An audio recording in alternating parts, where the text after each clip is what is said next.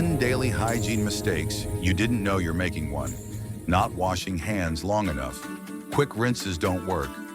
Wash your hands for at least 20 seconds. 2. Using the same towel for days. Wet towels breed germs. Change or wash them every 2 to 3 days. 4. Forgetting to clean your phone. Your phone is a germ magnet. Wipe it daily with alcohol pads. 5. Wearing shoes indoors. Shoes carry dirt and bacteria. Leave them outside your living space. 6. Sharing razors or combs. Never share razors or combs. That's how infections spread fast. 7. Skipping flossing. Brushing isn't enough.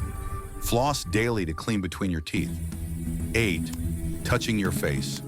Often, hands carry germs. Avoid touching your eyes, nose, and mouth. 9. Sleeping with makeup or unwashed face. Sleeping with makeup blocks pores. Wash your face every night. 10. Ignoring personal items. Replace toothbrushes and loofahs often. Germs love moisture. 11. Not cleaning earphones or glasses. Earphones collect sweat and oil. Wipe them weekly with alcohol pads. Stay clean, stay confident, and share this video with your friends.